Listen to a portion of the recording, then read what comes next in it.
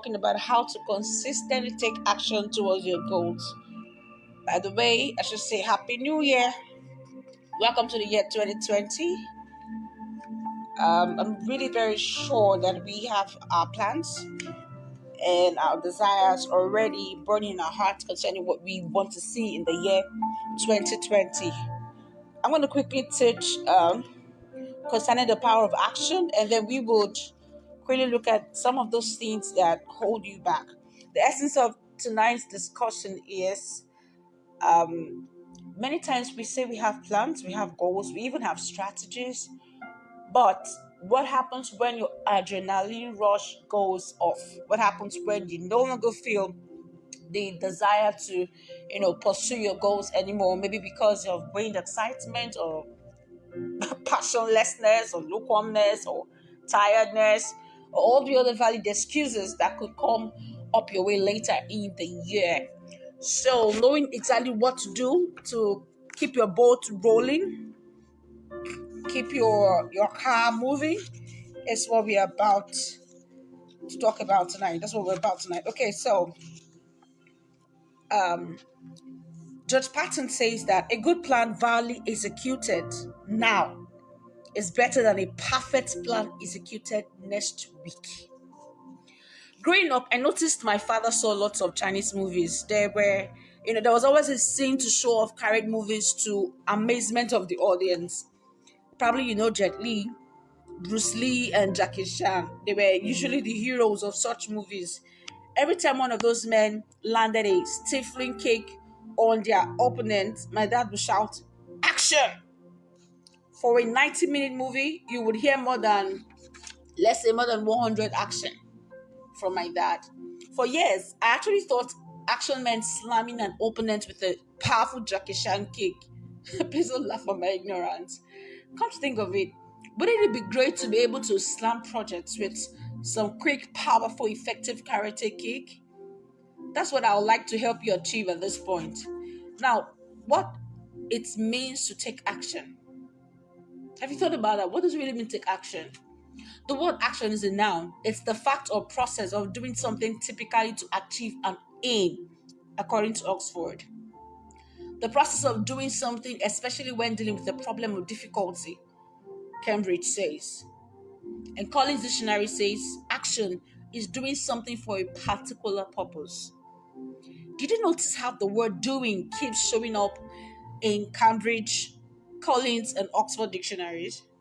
You can talk about action in your dreams or imaginary world, your witty idea, brilliant plan, anointing, gifts, or burning desire is all air without any doing. Taking action requires you to start doing. Can you hear me? Get off your dream or imaginary life and start implementing your plans. And if you have no plans yet, but know what you want, mapping a plan is also an action at that level. So go ahead and map out your plans using the techniques that you already know about. You might even be uncertain about the authenticity of your plans, but don't let that hinder you from doing. Philip Sidney says, start where you are and use what you have and do what you can.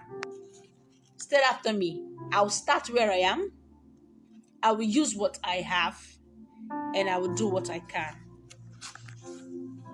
Perhaps you desire better grades at school rather than sit there feeling like a failure. Focus on the current term or semester.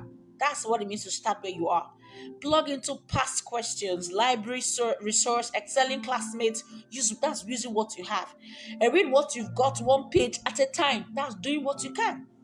The same goes for finding a purpose. I beg your pardon, finding a spouse, landing a better job, starting or growing your business, or finally hosting that training that God has asked you to run for teenagers 5 years ago. You'll be feeling too inadequate to begin.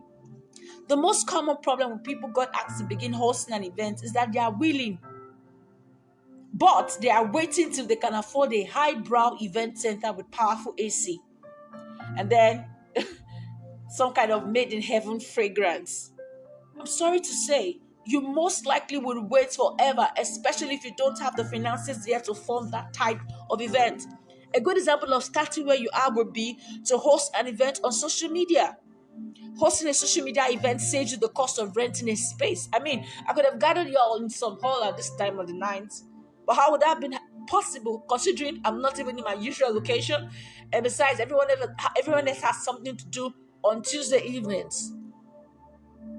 Am I communicating? You have a smartphone, don't you? You have WhatsApp, you have Instagram, you have Facebook installed. If you answered yes to any of this, you already have something to use. Therefore, go ahead and go and do what you can. It really breaks my heart when young people do nothing about an instruction that God gave them several years after. I'm a strong believer of learning on the job. I will rather begin working on the ministry assignment with little competence than wait 10 years to gain competence to begin. The person that started with the little they know would gain expertise long before you wake up. They'll be recognized by the many and eventually by many people, I beg your pardon. And then they'll be trusted by the public over the years. In the course of those 10 years, he or she who started would have gained both theoretical and practical knowledge, while all you would have is probably theory. Who has theory helped? I keep saying this. Timing is very important as you go about your life's mission. Stop waiting and take action already.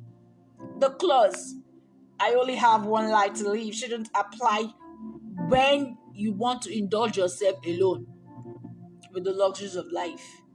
You should apply that to every God-breathed instruction.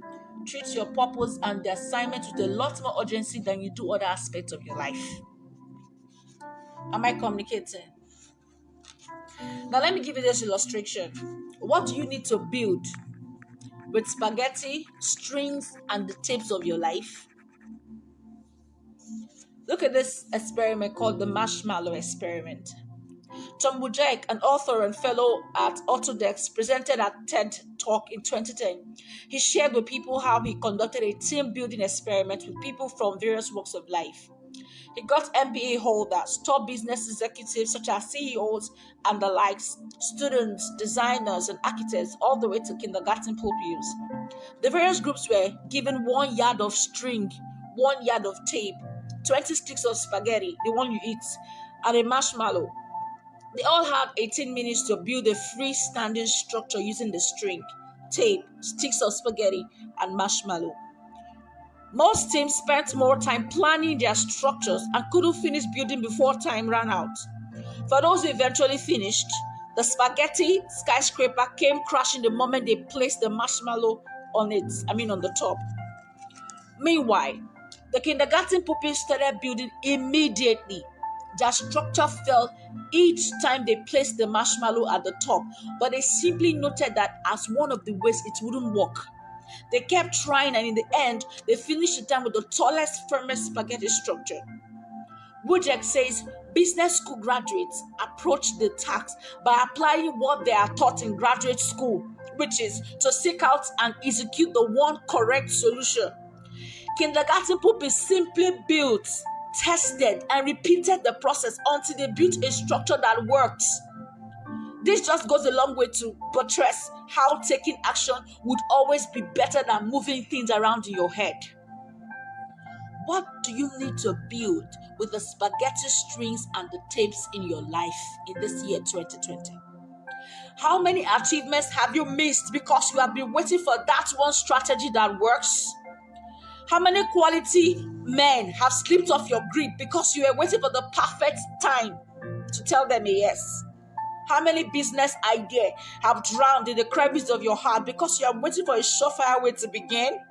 How many books have disappeared from your mind because you were waiting to be an authority first before getting published? Get up, get started, and learn on the job. I can relate with your inhibitions. If you are not a high-risk taker, like me, I'm actually not a high-risk taker. But I'm one of those who like some relative level of certainty before I plunge my resource into any course. I understand. I understand that it's not easy for our type of people to just take uncalculated risks in the name of taking action. However, I have never, by God's grace, I've never allowed inhibition to hold me spellbound that I take no action at all towards my goals. You mustn't allow that too. You spent several years researching how to start a business, how to write a book, how to be a world-class chef, how to play the piano, how to start an NGO, how to run a school, how to host a youth conference. You've given motivational speakers thousands of naira or dollars attending how to become what you want. But you've never done one thing with all the information you've been paying heavily to get. When would you use all that information to build your life, my sister? When would you get to your work? Remember, start where you are. Use what you have and do what you can. If you don't get it right the first time, you would only have learned one not so great way to be about the mission. The timer has begun. Start building what you have to build already. Why haven't you taken action? It will hurt me deeply if I found that I spoke to you tonight and you tossed it outside without doing anything towards executing the mission in your heart. To prevent that from happening, I would like us to look at the most common reasons why people don't take action. Hopefully, you will find which one applies to you, and we can journey towards your Jackie Chan moments in life. Is somebody there? Before we do that, let's take a music break shortly.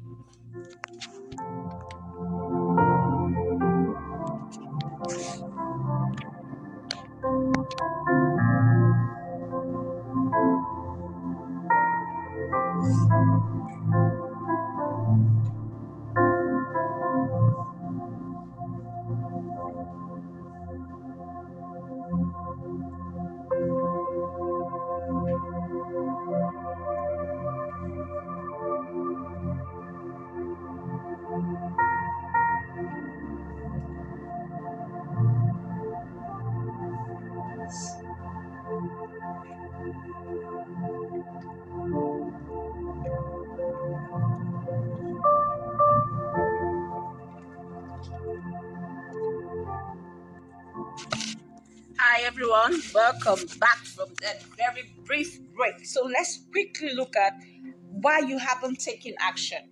Number one, pleasure versus pain preference. There's that basic instinct in everyone that makes us prefer pleasure over pain. I mean, why wake up when a little more sleep feels good? Why drink water or warm water on a sunny day when cold water actually feels good? Why fast when a well-prepared, steamy, inviting meal sits on the dining table on a Monday morning? These examples are the everyday realities we face the pleasure versus pain challenge. You also might have noticed that your desire to avoid pain is stronger than your desire to feel pleasure, even if that pain will eventually bring pleasure.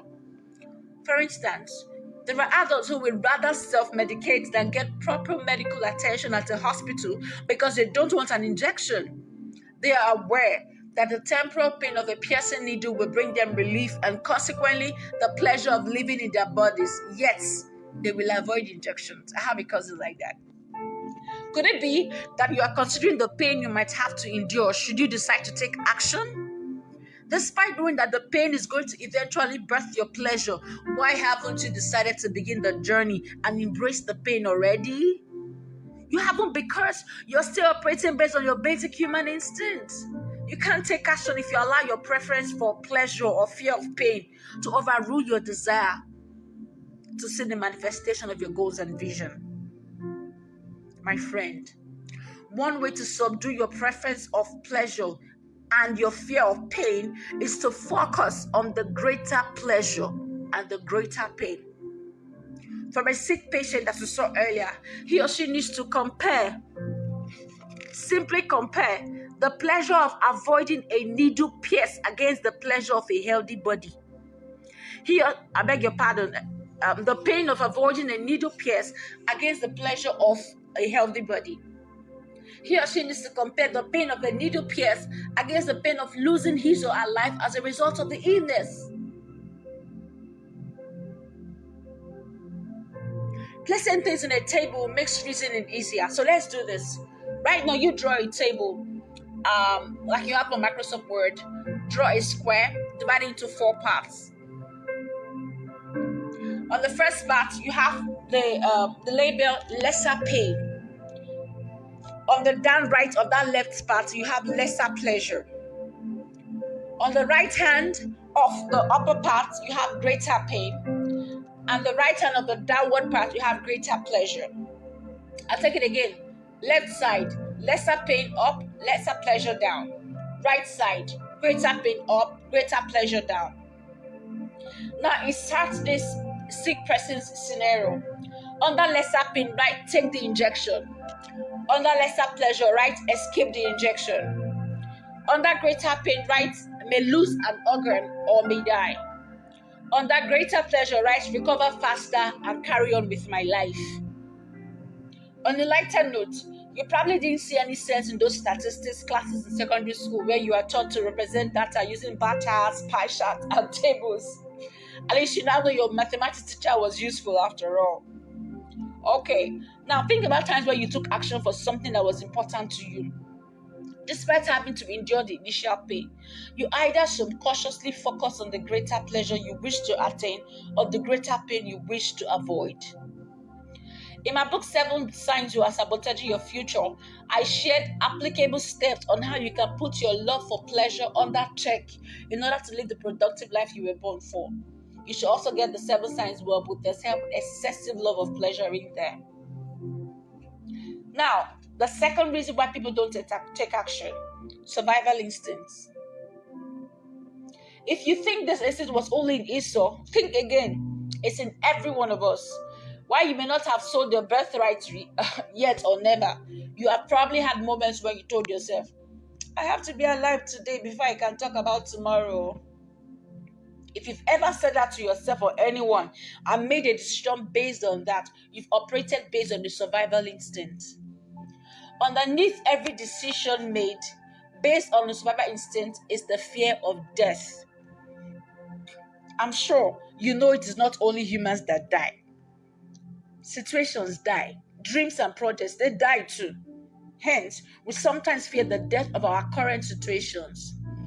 Let's zoom in on the life of this imaginary pretty girl called Nkechi. Nkechi strongly desires to earn more. She hopes to use her extra income to begin a school for children with special needs. Her current job neither gives her time to take on added responsibilities that could bring her more income to begin her school. Neither does it provide a structure where she can possibly climb up the ladder of the organization in order to earn more. Nkechi strongly desires to start this school, not only because God has communicated his plans to use her to empower these children, but also because she knows that she will eventually earn more by running such a business. Despite knowing that the special needs children's school is both a divine mandate or mission and a lucrative business, Nkechi has decided to stay in her current job because a bird at hand is worth 10 in the bush. While Nkechi can resign and hop onto a better paying job, she hasn't found any better paying job since the past 3 years that she's been searching. Rather than look out for other ways by which she can get this school to manifest, she waves the dream aside saying, if it is God, he will make it happen. Nkechi packed the mandate at a garage because she's afraid of death, the loss of her job. How many mandates have you neglected simply because you're afraid of pain and would rather cling to the current pleasure? How many dreams have you aborted because you allowed your survival instinct to blind your eyes and your mind from recognizing opportunities that could make the dream move from paper to play out? Are you like Nkechi, who thinks if it is God, he will make it happen? Therefore, I can sit in my comfort zone and wait till God throws the resources on my laps. I am so sorry. Absolute waste of time. Snap off that illusion, my dear. Snap off that illusion. If you don't dare your survival instinct, dreams will continue to die in your hands. Missions will continue to fail at your watch. Nations will continue to suffer due to your negligence. Your multi-million-dollar companies will never see daylight. You will never marry the man of your dreams. Is that how you really want to live your life? The survival instinct is also the reason why many people will never take action concerning their poverty level. Survival instinct will convince you that you have to eat all you earn. It would make you believe you could die saving only for someone else to take all the money. In what ways is survival instinct holding you back from taking action? Could it be the reason you've never started any of the businesses you dreamt about? Could it be the reason you've not enrolled for your MBA or all those professional courses yet? You prefer to spend the money on everyday life instead of saving up or doing things to earn more so you can afford the course. Is your survival instinct preventing you from taking action towards fulfilling your purpose? One way to put the survival instinct on that check is to answer these questions honestly. Would I be fulfilled on the long run if I took no action towards my purpose, towards my calling, towards my goal? If you answered yes, please do nothing. But if you answer no, then you must dare your survival instinct. You must take action and embrace the ultimate fulfillment that you deserve to experience at the end of your life. Number 3, the third reason why people don't take action is called analysis paralysis. If you spend too much time thinking about a thing, you will never get it done, says Bruce Lee. Little wonder his brutal karate kicks land so well on his opponent that my dad couldn't help but shout, "Action!" I thought I heard you say you were thinking about starting a reputation business. What happened to that thought? What did you do about it? I thought I heard you say you will start an online class for upcoming makeup artists. What happened to that thought? What have you done about it? Wasn't it 2 years ago that you thought about opening a blog to share your writings and inspire people who are going through a divorce? You are still thinking 24 whole months after. You need some laying of sense, my love.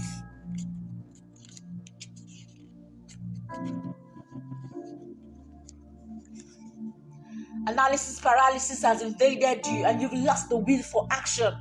Too much thinking and excessive analysis mess with your power to take action. Be like Bruce Lee.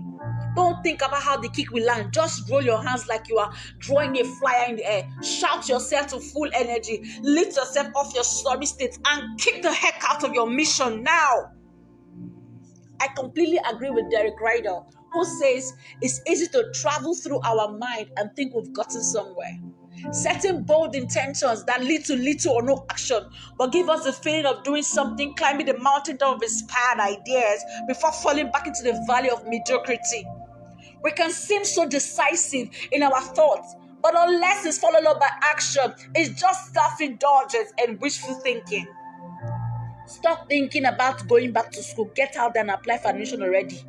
Stop thinking about getting married. Do what you should do to put yourself there where you can be found. Stop thinking about organizing a visit to the orphanage. Get it done already. Stop thinking about how the company will respond to your proposal. Send them the proposal already. Stop wondering if anyone will sign up for your coaching services. Make the announcement already. Stop wondering if your marriage can be saved. Send him the love notes and gifts regardless. I believe I'm speaking to ladies. In what aspect of life is analysis paralysis stopping you from taking action? It's okay to get off this conversation right now and go get it done. This podcast, I beg your pardon. Deciding to do this is not enough. Like Tony Robbins says, a real decision is measured by the fact that you've taken new action. What new action were you supposed to take on that your mission last year? Number 4, the fourth reason why people never take action: inertia. INERTIA, inertia. This is the tendency of a body to resist acceleration. The tendency of a body to be at rest, to remain at rest, or of a body in motion to stay in motion in the straight line unless acted on by an outside force. Dictionary.com. Every day, purpose tugs your heart in the direction of the problem you are created to solve. Rather than move with this momentum of its pull, you sit down, waiting for a thunder-like voice declaring, "Thus says the Lord." How long are you going to keep waiting for stars to fall off the sky as sign before you believe that God is calling you to fix an issue for your nation? You've remained in a state of inertia, waiting for someone to come echo the same things God has been speaking to you all through these years. We call it waiting for a sign. What confirmation are you waiting for when you've already heard the Lord tell you? You've even had dreams, seen visions. You've got a clear word from the Bible confirming all of that, and the burden of the situation rests heavy on your soul. You are still waiting for a sign. Are you Gideon? Judges 6-8. Look, love, God responded to Gideon's split test because in that dispensation, Gideon having the Holy Ghost to help him grasp the mind of the Father. But you, if you're a believer in Christ Jesus, you have the Holy Ghost. You and Gideon, you're not in the same class. John 16:3 says, "But when He, the Spirit of truth, comes, He will guide you into all the truth." He will not speak on his own. He will speak only what he hears, and he will tell you what is yet to come.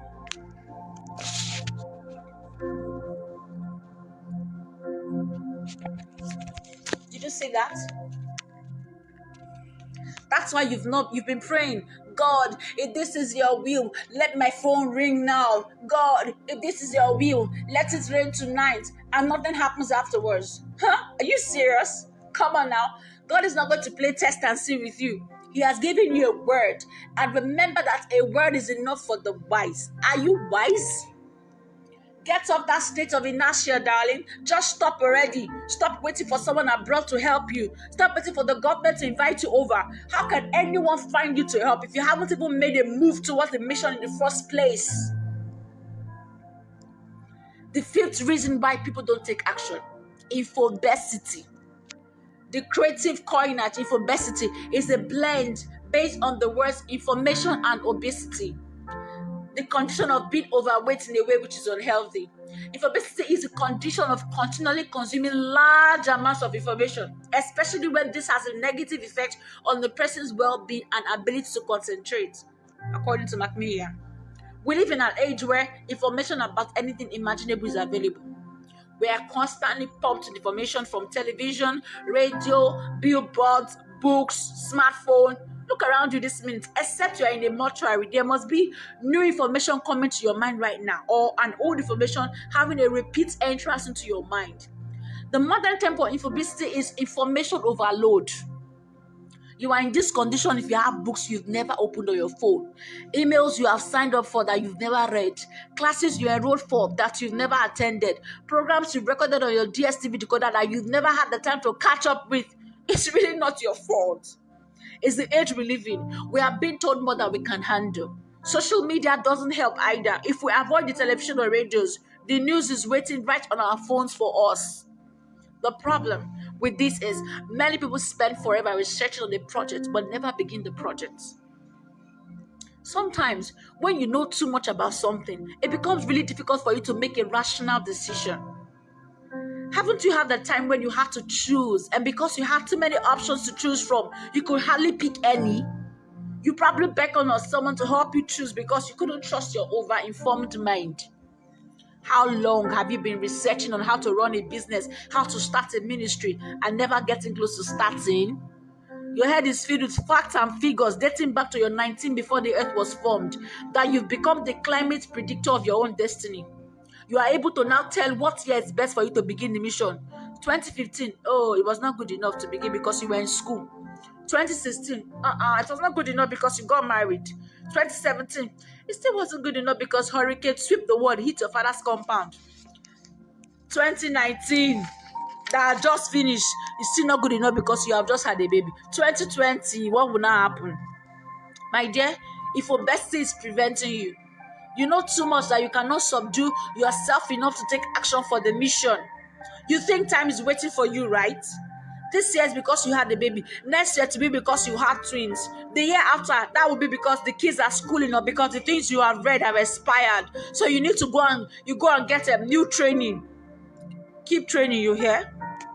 Don't use the one you've gathered so far. Are you enjoying feeling infobased? Your research enough. It's time to take action on the mission.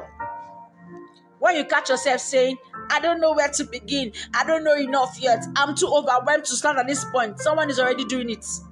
There's a 90% chance that you are struggling with obesity. While information overload looks like an inevitable state, it's actually evitable. You have the power to shut down all information channels and give your mind a break from all the valid and invalid noise. You can shut down the TV for a week. You can stay off social media for a week or more. No posting, no surfing through anyone's wall, no email checking or sending, just you being truly present in your environment and focusing on what's the most important to you. I did this some weekends back last year and I didn't feel like it should end. It wasn't just a personal retreat. It was a time of refreshing for my mind, body and soul. You should try it out. Another reason why people never take action is limiting beliefs. For lack of time, I don't have time to deal with limiting beliefs and how to challenge your existing limiting beliefs and update them. so that you can be better. I did a good action to that in the book Turn Wishes to Win. Look, you have to become an action taker. You absolutely have to become an action taker. Like Jackie Chan, Jet Li, and Bruce Lee, action is taken when you land a powerful kick on your target. Therefore, the only way to become an action taker is to actually land those kicks. Are you ready to land heroic kicks on your targets? Then you must keep this in mind. The best way to take action is to take action. Oh, I still got time. All right, let's deal with limiting beliefs quickly.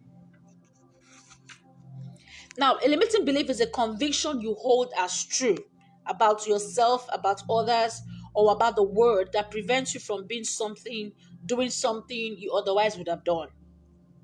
Limiting beliefs can be subtle. They only require bold moments for the appearer to realize this is what has been holding me back all these years. While we go on this music break, I want you to think about what has been holding you back from starting that thing all these years.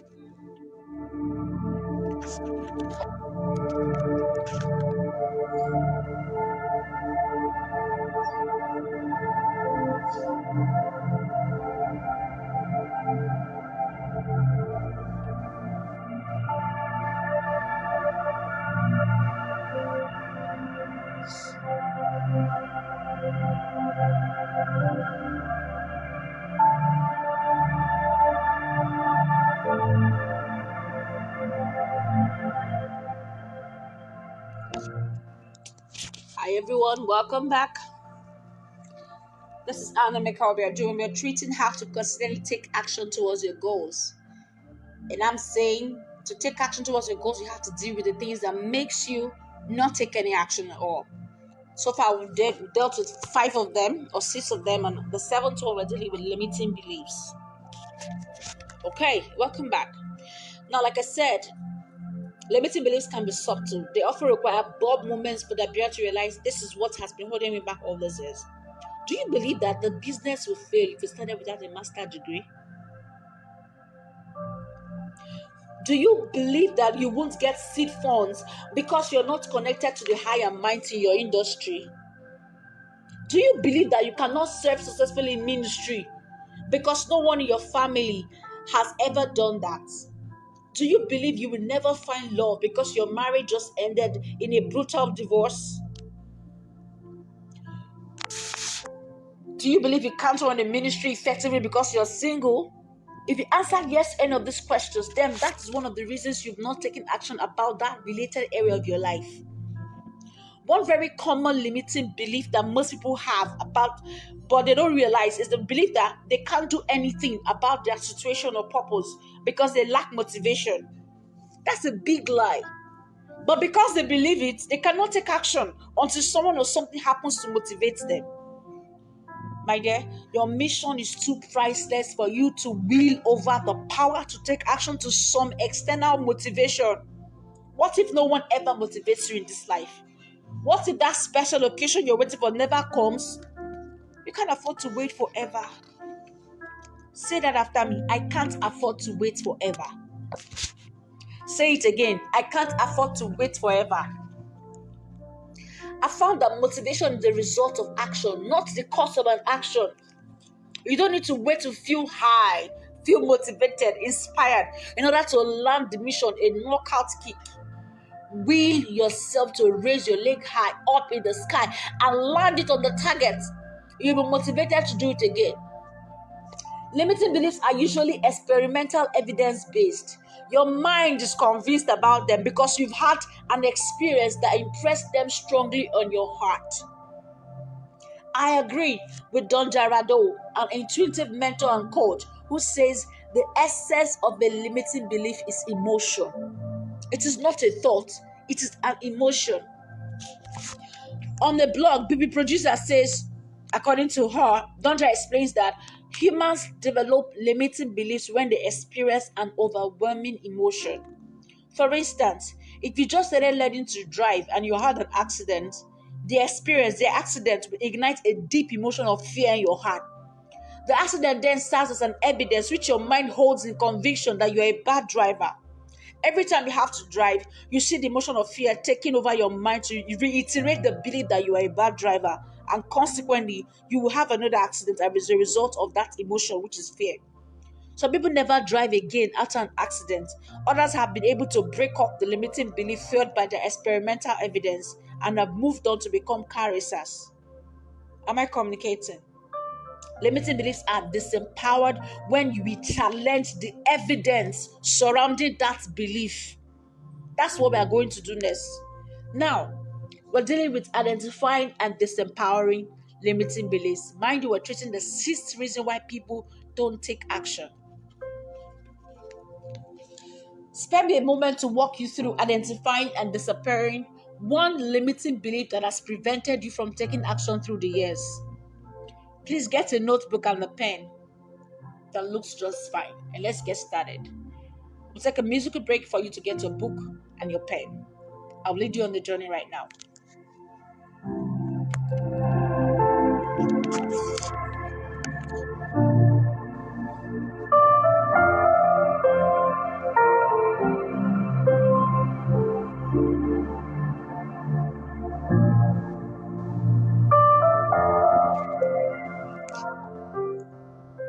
I believe you grabbed that.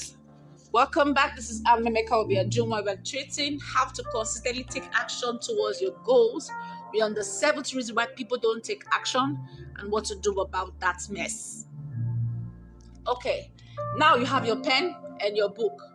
I want you to identify that one thing you want done in your life in the next 2 weeks. I mean, something you can do, not something that God will do. Identify that thing. It could be finally starting your business, launching the online magazine, or beginning the youth prayer group in your church. Whatever it is, please write it down right now.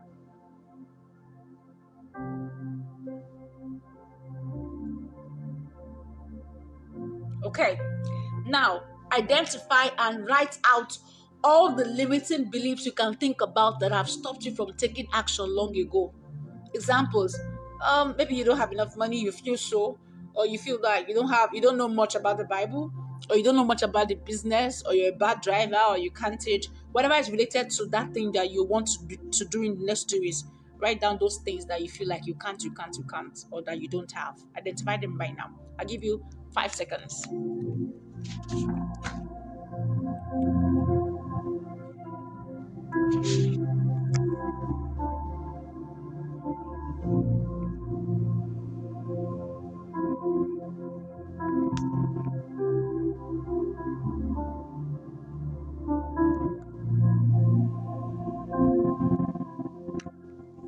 Okay. Now pick one of those limiting beliefs and decide on the one you feel is the strongest. Let's identify and challenge the evidence surrounding that belief using these questions. The first thing, let's identify: why do I believe this? Perhaps you wrote down that, oh, I don't have enough money to start the business. Why do you believe you don't have enough money? Write down your reason.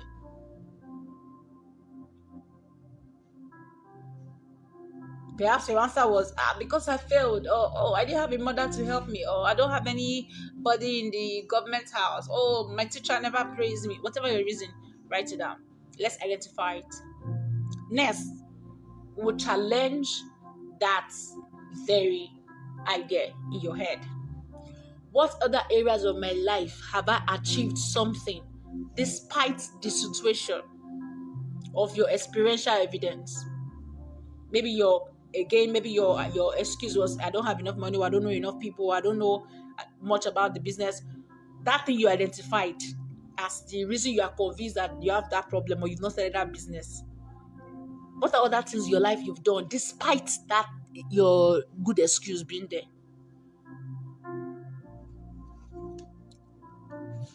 Write one or two of them.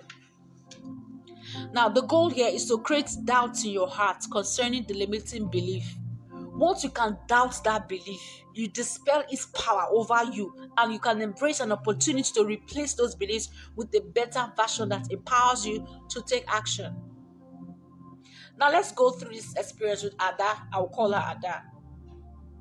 Assuming Ada was writing the notes with us, right now while we're dealing with this, see what her notes look like so that we can understand the size better. Then later you can go back to dealing with this.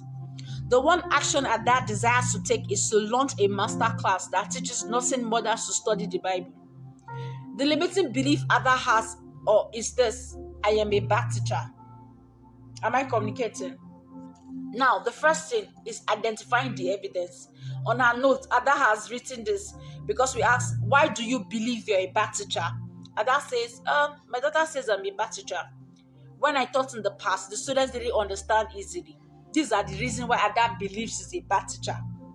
The next step is to challenge the evidence, and this is what Ada would write. Evidence 1, my daughter says I'm a bad teacher. The next question to ask herself would be, does my daughter know what makes a good teacher? Number 2, what else does my daughter tell me that is incorrect? Number 3, does my daughter sometimes tell me that she has learned something, perhaps not related to her homework, from me? 4, has anyone else ever learned anything from me, even if it's to sweep the house? She'll write down her answer. I'm trying to guide you through how, the step when you're dealing with yours. The next evidence that Ada has to believe that made her believe she's a bad teacher is this. She said, when I taught in the past, the students didn't understand easily.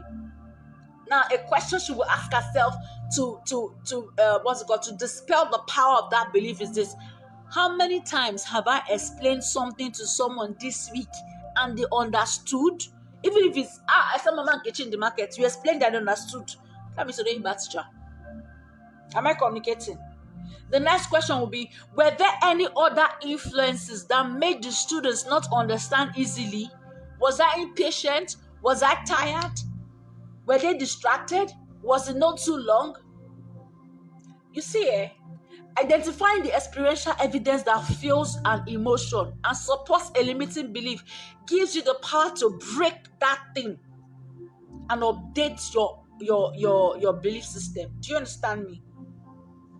Now that you understand better, on your own, repeat the exercise above on a sheet of paper. When you are done,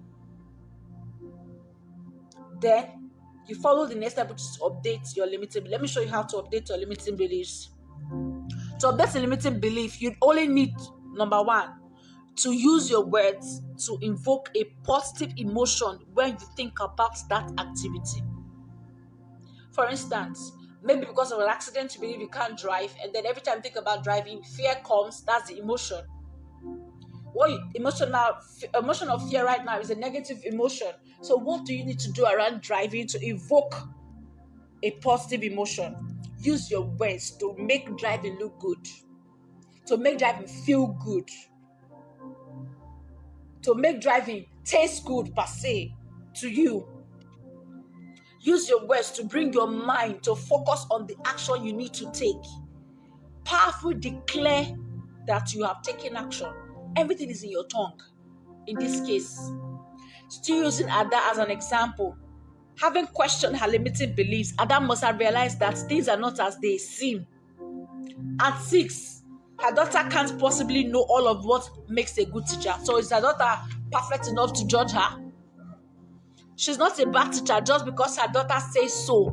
After all, there are other things her daughter has said that were not true. So by the time you're having this conversation with yourself, you're beginning to make your mind see that thing you're thinking is not even the right thing. That thing holding you back is not the good excuse you should even be looking at. Am I communicating? Another thing that must have found out, her daughter has told that she learned to sing Oluwa Etobi, for instance, that Yoruba worship song from her mother, that's Ada herself. Therefore, anyone can learn anything from her. Other people have learned several things from her. She taught her niece to make pap. She taught her 4-year-old to button a shirt properly. She taught her husband to play Candy Crush game. She has explained something to 2 clients twice at the bank where she works this week, and they understood. She realized the students she taught during her pre-university days were distracted, and she didn't feel bold enough to caution them during her classes. Therefore, they didn't learn well because they were distracted, and because she didn't take charge of her class. Armed with this perspective towards her limiting belief, Ada can now say, I am an excellent teacher, instead of I'm a bad teacher. The word excellence will not evoke a happy emotion in Ada, who simply needs to capture the attention of our students and then do it. So now, this is what she will confess as an update. I am an excellent teacher who simply needs to capture the attention of my students, and I do. By the time she starts saying this thing, most people, they just create confession from nowhere, confession from the air. Confession are strong when they are knocking off something negative in your own heart. That's when they are strong. They need to be an update of your operating system. You don't just speak confession every. Oh, when I say confess these things, I most times I do it after I've taught something. So when you're confessing it, you're convinced. Am I communicating? If a confession is not undoing something inside of you or strengthening something already inside of you, it's gonna work for you. I like you to notice two things in Ada's case. Firstly, this updated belief that she said, I am an excellent teacher who simply needs to capture the attention of my students, and I do. It evokes a positive emotion within her. Thinking of herself as an excellent teacher evokes happiness as opposed to the emotion she will feel when she thinks of herself as a bad teacher. Am I communicating? Secondly, it brings her mind to focus on the action. That is, capture my students' attention. She needs to take that action to become a better teacher. Thirdly, she declares that she does capture her students' attention. That's how a confession that updates a limiting belief works. First, work on the emotion. Secondly, focus on the action you need to take. Thirdly, declare you're taking that action. So in your confession, they're not like, I am no longer a bad. For instance, someone wants to make a confession, says, I am not a bad teacher. You already, in fact, as you say, I'm not a bad teacher, you're strengthening your limiting belief already. Because that word not does not change anything. You need to eradicate that negative word bad in your confession. It's not just like resetting your brain, like doing the software update. Bad should not even come inside. So you cannot be saying, I am not a bad teacher. I am not a bad mother. I am not a bad wife. As you're doing that, you're straining that negativity in your mind, your subconscious. What you need to say is replace bad for good. Replace bad with excellence. Replace bad with something else that you want to become. And say it in a way that it's already in the present tense. That's how to make a confession that shifts your mind. If you didn't learn anything tonight, please learn this one. Because for an updated belief to work, you must truly believe it. The mind is programmed logically and the heart is programmed emotionally. That's why I didn't tell you to go about declaring, I'm not a bad teacher. We definitely won't work because your mind is still hearing and consequently focused on the term bad. And I did not tell you to start declaring, I am a good teacher, which won't work either if you did not challenge the evidences that convinced you to believe otherwise. That's why Ada's confession is, I am an excellent teacher, in brackets, that will evoke a happy emotion, who simply needs to capture the attention of my students. That tells her mind what action she should fix. And then the last one, I do. That tells her mind that she has what it takes to make that change. Are you seeing how confession works with our mind? I took the time to guide you to identify the evidence surrounding your limiting belief so that you can readily believe your updated version. After this, when Ada starts a master's class, she will already know that she can excel regardless of what her child thinks or what the people in the past had thought. Go take action on the goal you identified. Kick it within the next 2 weeks. Just in case you still don't realize how those limiting beliefs had held you back. Here's a story as told by Christopher Delaney of Employment King. He says, before 1945, people believed that you could not run a mile in under 4 minutes. This was a belief that everyone shared, which meant it was an easy belief to back up with evidence. Other people at athletes telling you your evidences does not need to be true for you to use it to back up your belief. People tried and failed. In 1945, Roger Bannister ran a mile in under 4 minutes, instantly breaking that belief. The following year, 37 other runners ran a mile in under 4 minutes. That's the power of belief. Please become an action taker. Like Jackie Chan, Jet Li, Bruce Lee, action is taken when you land a powerful kick on your target. Therefore, the only way to make an action taker is to usually land those kicks. Land them actually. Don't land them in your head. Land them in action. Are you ready to land heroic kicks on your target this year? You must keep this in mind. The best way to take action is to take action. Let me quickly do a recap of what we've done tonight. For those of us just joining us, I told a story and I talked about what it means to take action. I gave an illustration using the Marshmallow Experiment shared by a TED talker, Tom Wujek. And I talked about the 7 reasons why people don't take action and what to do about that. They are the pleasure versus pain preference, survival instinct, analysis paralysis, inertia, infobesity, and then limiting beliefs. And then under limiting, I talked about how to identify them, how to challenge them, and how to update them so that nothing holds you back at all this year. I've taught from the book Turn Wishes to Wins, chapter 10, is where I took my time to deal with taking action.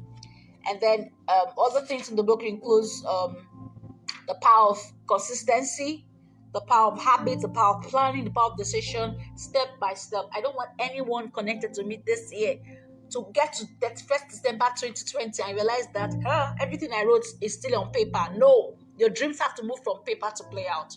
So take what you have learned tonight and go practice. And in 2 weeks, please let me know that which you have dealt with. I'm going to give more information about other resources in the comments, such as the consistency bootstrap class that I will be holding in next week. It's just, I'm going to give all the details right there. It's just some kind of very quality guide to help you consistently follow through your plan so that at least you can have one thing before April to say, I did this because I planned it and I knew how to. It's a class of strategy on how to keep doing what you need to do and how to do what you need to get to where you want to go.